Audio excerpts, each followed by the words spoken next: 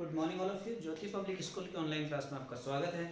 जैसा कि हम क्लास 6 का चैप्टर सेकंड पढ़ रहे थे एनिमल्स एंड देयर फूड, उसके अंदर हमने कल डाइजेशन ऑफ फूड के बारे में पढ़ा था, ह्यूमन डाइजेशन के बारे में पढ़ा था। फिर मैंने कहा था कि कल हम इनके एंजाइम्स के बारे में पढ़ेंगे कि कौन कौन से एंजाइम्स क्या क्या वर्क करते हैं और कहाँ पर होते हैं।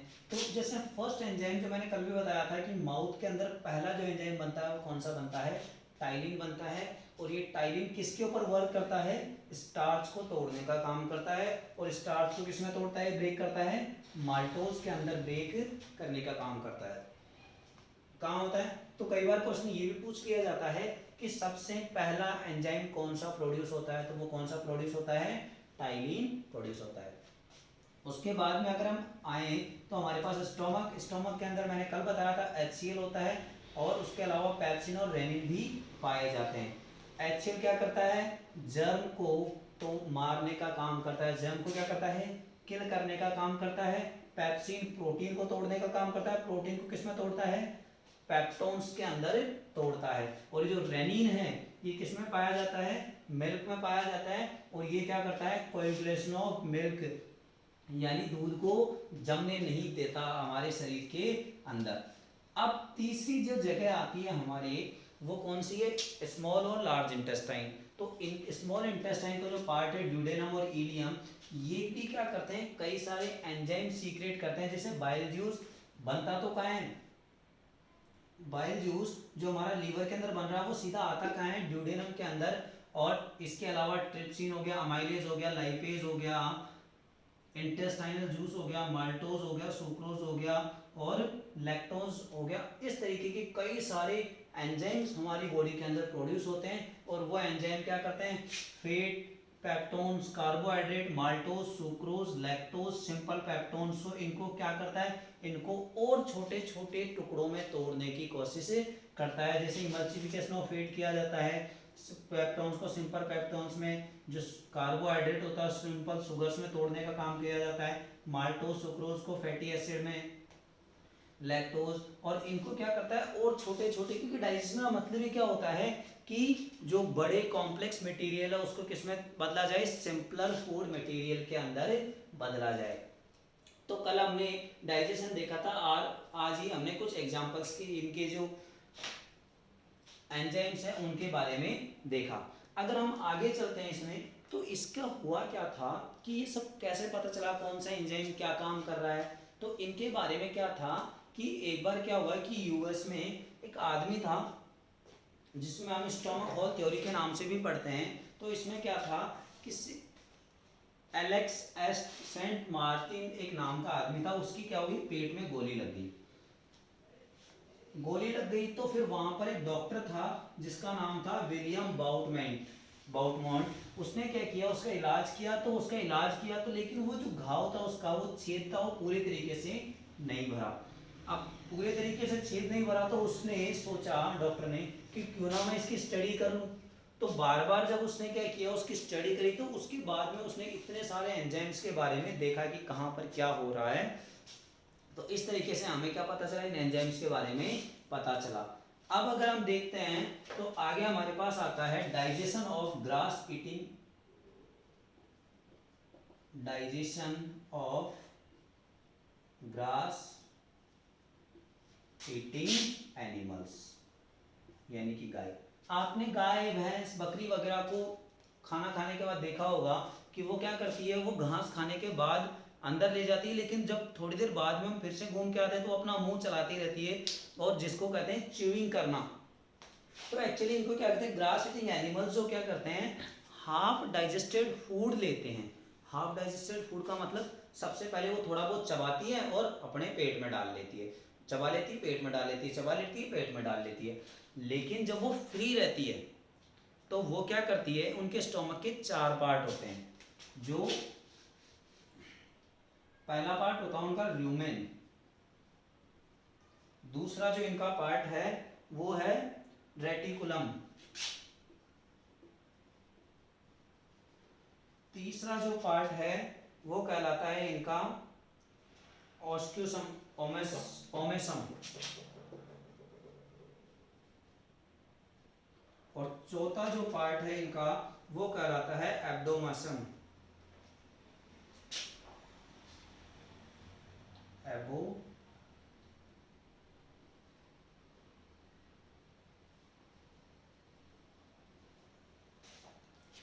अब अगर इसको हम समझते हैं तो क्या करता है गाय भैंस वगैरह क्या करती है कि जो इसे वो घास खाती है तो घास को खाती है, थोड़ा बहुत चबाती है और किस में डाल देती है, रूमेन में। रूमेन क्या होता है, इनका बड़ा सा एक बैग जैसा स्ट्रक्चर होता है जिसके अंदर हाफ डाइजेस्टेड फूड पड़ा रहता है। अब जब वो फ्री होती है तो उसको कहाँ डालती है, इसमें क्या होता है इनके जो एंजाइम्स वगैरह होते हैं, इनके माल्टोज वगैरह। अब देखो कल भी मैंने बताया था कि हमारे शरीर में एक अपेंडिक्स होता है जो क्या काम करता है, सेलुलोज को पचाने का। और ग्रास में क्या होता है, बहुत मात्रा में सेलुलोज होता है, काफी मात्रा में क्या होता है, सेलुलोज पाया जाता है। और ये क्या करता है कि इस रूमेन के अंदर ये जो ग्रास में सेलुलोज हैं तो इसमें क्या कर रहे हैं कि बैक्टीरिया और प्रोटोजोआ जो मिलके क्या कर रहे हैं, सेलुलोज को तोड़ने का काम करते हैं। अब जब ये इनको तोड़ लेते हैं तो वहां से वापस से खाने को किसमें भेजते हैं, रेटिकुलम पार्ट के अंदर भेजा जाता है। इस रेटिकुलम पार्ट में जब खाना आता है तो उसके अंदर क्या हो रहा है, और यहां से रेटिकुलम पार्ट में क्या किया जाता है कि इसको वापस से कहां भेजा जाता है, माउथ में भेजा जाता है। खाने को कहां भेजा जा रहा है, वापस से माउथ से एंटर हुआ, पेट में चला गया और वापस से कहां आ गया, माउथ में। और इसी को हम रूमिनेंट्स कहते हैं, रूमिनेंट्स। इसीलिए इनको हम क्या कहते हैं, ये जो जानवर होते हैं इनको हम रूमिनेंट्स कहते हैं। और इस प्रोसेस को हम रूमिनेटिंग कहते हैं। क्या कहते हैं, रूमिनेटिंग प्रोसेस कहते हैं।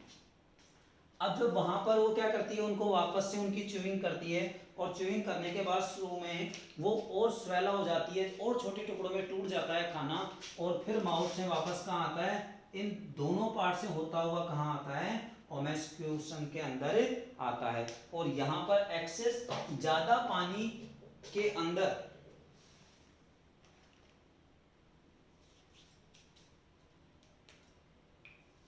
यहाँ पर क्या किया जाता है, काफी सारा पानी एब्जॉर्ब किया जाता है और उसके बाद क्या किया जाता है, उसको एबोमेसम वाले हिस्से में भेजा जाता है। और यहाँ से जो वेस्ट मटेरियल बचता है उस वेस्ट मटेरियल को एनएस के थ्रू क्या कर दिया जाता है, बाहर निकाल दिया जाता है।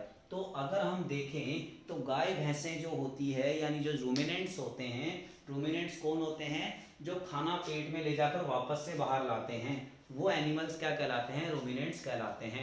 तो गाय वैसे क्या करती है, पहले तो खूब सारा खा लेती है, जब उन्हें लगता है कि सफिशिएंट है तो फिर वो क्या करती है, फ्री टाइम में बैठी बैठी क्या करती है, उनको वापस से पेट से निकाल के वापस से कैसे, सबसे पहले रूमेन में जाएगा, रूमेन से रेटिकुलम में, और रेटिकुलम से वापस कहाँ आएगा, खाना माउथ के अंदर। क्योंकि पहले कुछ तो यही टूट गया, माउथ के अंदर ही तोड़ के लेके जाती है, फिर कुछ और बैक्टीरिया उन्होंने प्रोटोजोआ ने इनके ऊपर जो एक्टिव हुए और इनमें जो और छोटे हिस्सों में तोड़ा, फिर माउथ में आने के बाद में इसको रूमिनेटिंग कहते हैं। और माउथ में आने के बाद वापस से च्यू करके इन दोनों हिस्सों से होते हुए कहाँ आता है, खाना ओमेस्कुलेशन में। यहाँ पर क्या होता है, खूब सारा अमाउंट में पानी एब्जॉर्ब किया जाता है, फिर एब्डोमेसम से होता हुआ खाना कहाँ जाता है, उनका वेस्ट मटेरियल को बॉडी के बाहर निकाल दिया जाता है।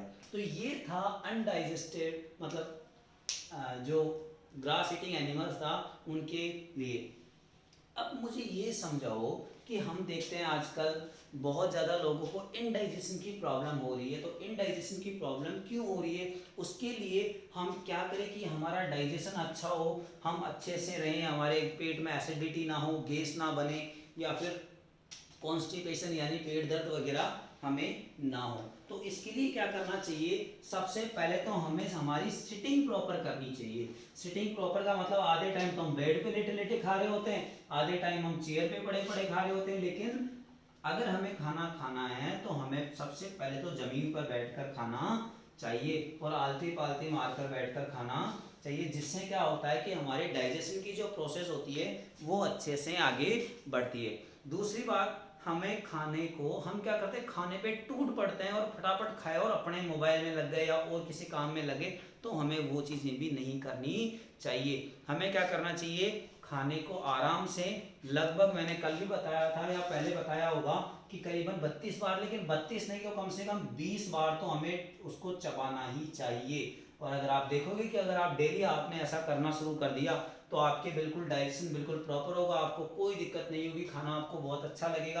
क्यों? क्योंकि वो पूरा हमारे जो हम खा रहे हैं वो हमारे शरीर को लगेगा, और हम जो खाते हैं वो हमारे होता ही नहीं है, वेस्ट मटेरियल के तौर पे चला जाता है।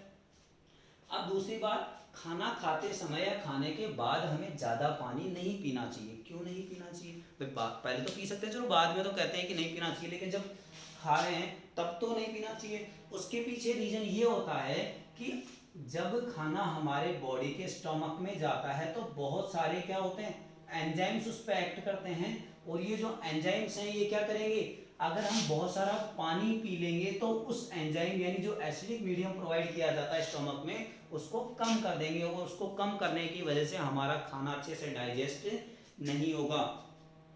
तीसरी बात और सबसे इम्पोर्टेंट कि हमें क्या करना चाहिए, रफेज जो हमारे होते हैं वो प्रॉपर अमाउंट के अंदर लेने चाहिए, ये हमारे डाइजेशन के अंदर काफ़ी ज़्यादा मदद करते हैं।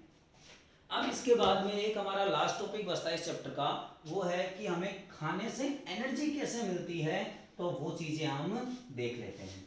खाना जो हम खाते हैं उससे हमें क्या मिलता है, ग्लूकोज मिलता है। क्या मिलता है? ग्लूकोज। ग्लूकोज का फॉर्मूला होता है C6H12O6। अब जो हम रेस्पिरेशन करते हैं उससे हमें क्या मिलता है, ऑक्सीजन मिलती है। ये ग्लूकोज प्लस ऑक्सीजन दोनों मिलकर क्या बनाते हैं, CO2 यानी कार्बन डाइऑक्साइड, H2O यानी वाटर, और साथ में एनर्जी बनाते हैं, यानी कि 38 ATP मिलकर आते हैं। अब देखो, हम जो भी खाना खाते हैं उससे हमें क्या मिलेगा, ग्लूकोज मिलेगा। जैसे हम सुक्रोज यानी चीनी खा रहे हैं तो चीनी भी क्या होती है, 2 मोल ऑफ ग्लूकोज होते हैं। चीनी टूटेगी तो किस में बदलेगी, सुक्रोज में बदलेगी। हम जो ग्लूकोन डी आता है उसमें भी क्या आता है, ग्लूकोज आता है। हम जो ड्रिप चढ़वाते हैं उसमें भी क्या आता है, ग्लूकोज आता है। हम जो खाना खाते हैं उसमें भी क्या होता है, ग्लूकोज होता है। तो ग्लूकोज जो है ऑक्सीजन के साथ रिएक्शन करके क्या बनाता है, कार्बन डाइऑक्साइड प्लस वाटर और साथ में एनर्जी। अब क्या होता है कि अगर मान लो आपने खाना तो खा लिया लेकिन हमारे शरीर में ऑक्सीजन नहीं है तो हमारा खाना किसी काम का नहीं होगा, क्योंकि जब तक ऑक्सीजन नहीं मिलेगी CO2 और H2O नहीं बनेगा।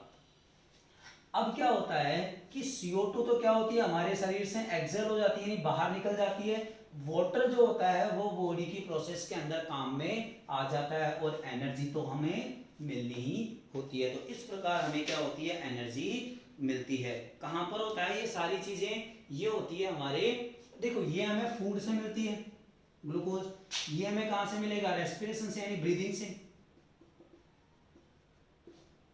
ठीक है। और ये प्रोसेस होती कहाँ है, सेल के अंदर होती है। कहाँ होती है, सेल के अंदर होती है। और तो इस प्रकार से हमें क्या मिलता है, खाना खाने से एनर्जी मिलती है। आज की क्लास यहाँ पे खत्म होती है, चैप्टर भी हमारा खत्म होता है। कल हम इस चैप्टर की प्रॉब्लम डिस्कस करेंगे। अगर आपको कोई दिक्कत हो तो आप कमेंट बॉक्स में या फिर ग्रुप स्कूल के ग्रुप में मैसेज कर दीजिएगा, हम उनको डिस्कस कर लेंगे। Thank you.